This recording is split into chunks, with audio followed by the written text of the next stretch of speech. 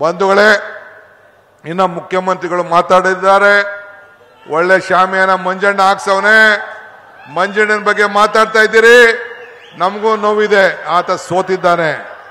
ಗೆದ್ದಿದ್ರೆ ಗಾಡಿ ಗೌರ್ಮೆಂಟ್ ಗಾಡಿ ಓಡಾಡ್ತಿತ್ತು. ಈಗ ಇರ್ಲಿ ಬಿಡಿ, ಅದನ್ನ ಆಮೇಲೆ ಇಡೀ, ಅದನ್ನ ಆಮೇಲೆ ಚರ್ಚೆ ಇಡೋ ಆಯ್ತು. ಈಗ ಆಲೆ ಹೇಳಿದ್ದಾರೆ ಸುಮ್ಮನೆ ವೆಂಕಟೇಶು. ಈಗ ತಮ್ಗೆ ಹೇಳೋದಿಷ್ಟೇ, ಈಗ ಮಲ್ಲಿಕಾರ್ಜುನ್ ಖರ್ಗೆ ಅವರು ಕಾಂಗ್ರೆಸ್ ಪಕ್ಷದ ಅಧ್ಯಕ್ಷರು. ಯಾರ ಜಾಗದಲ್ಲಿ? ಇಂದಿರಾ ಗಾಂಧಿ ಜಾಗದಲ್ಲಿ, ಮಹಾತ್ಮ ಗಾಂಧಿ ಅವ್ರ ಜಾಗದಲ್ಲಿ ಕೂತವ್ರೆ. AICC ಅಧ್ಯಕ್ಷರು, ನಮಗೆ ಹೈಕಮಾಂಡ್ ಅವರು ರಾಹುಲ್ ಗಾಂಧಿ ಅವರಿಬ್ರು, ನಾನು ಸಿದ್ದರಾಮಯ್ಯನವ್ರು ಯಾವ ರೀತಿ ಚೆಕ್ ಸೈನ್ ಹಾಕಿದೀವಿ, ಅವರು ಚೆಕ್ ಸೈನ್ ಹಾಕಿದ್ದಾರೆ. ಇಲ್ಲಿದೆ ಚೆಕ್ ಸೈನ್ ಹಾಕಿದ್ದಾರೆ.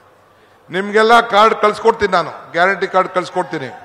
ಈ ಜೋಬಲ್ಲಿದೆ, ದೊಡ್ಡದು ಬೇಡ ಅಂತ ಹೇಳಿ ಈ ಸೈಜ್ಗೆ.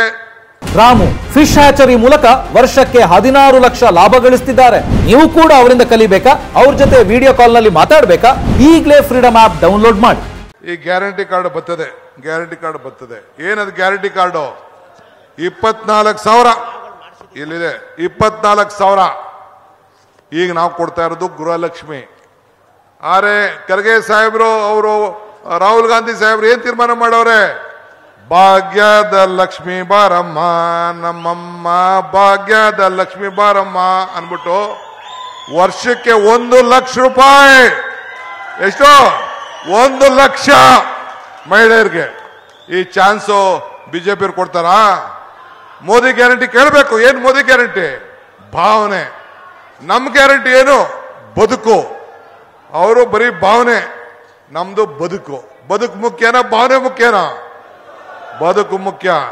ಯುವಕರಿಗೆ ವರ್ಷಕ್ಕೆ 1 ಲಕ್ಷ.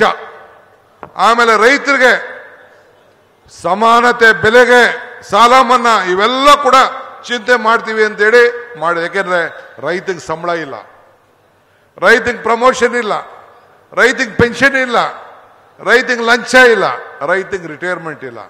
ರೈತನ್ನ ಬದುಕಿಸ್ಬೇಕು ಅಂತೇಳಿ ಸ್ವಾಮಿನಾಥನ್ ಅವರ ಏನು ಹಿಂದೆ ಒಂದು ತೀರ್ಮಾನ ಇತ್ತು, ಆ ತೀರ್ಮಾನ ಬದ್ಧವಾಗಿ ರೈತನಿಗೆ ನ್ಯಾಯ, ಒಂದು ಯುವ ನ್ಯಾಯ, ಒಂದು ಮಹಿಳಾ ನ್ಯಾಯ, ಒಂದು ರೈತ ನ್ಯಾಯ, ಒಂದು ಶ್ರಮಿಕ ನ್ಯಾಯ, ಇನ್ನೊಂದು ಪಾಲ್ದಾರಿಕೆ.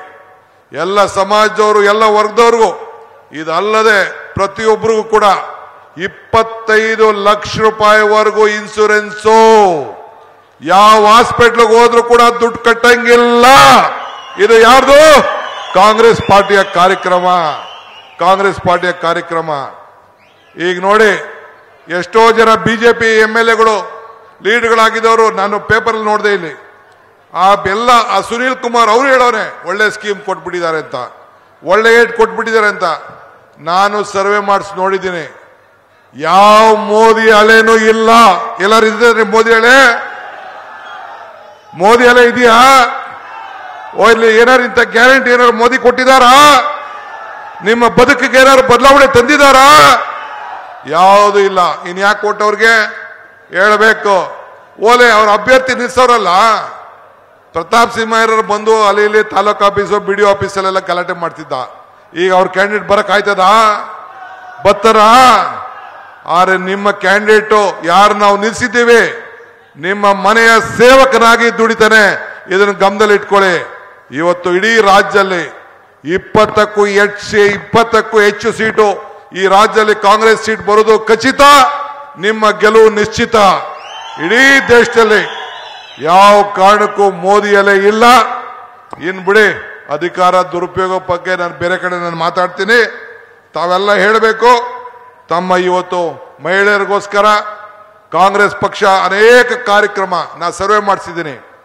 82% ಮಹಿಳೆಯರು, ಅವರು ದಳಕ್ಕಾಗಿರ್ಲಿ ಬಿಜೆಪಿಗಾಗಿರ್ಲಿ, ನಾವು ಮಾತ್ರ ಸಿದ್ದರಾಮಯ್ಯನವರು ಕಾಂಗ್ರೆಸ್ ಪಾರ್ಟಿಗೆ DK ಶಿವಕುಮಾರ್ಗೆ ಅಂತ ತೀರ್ಮಾನ ಮಾಡಿಬಿಟ್ಟಿದ್ದಾರೆ.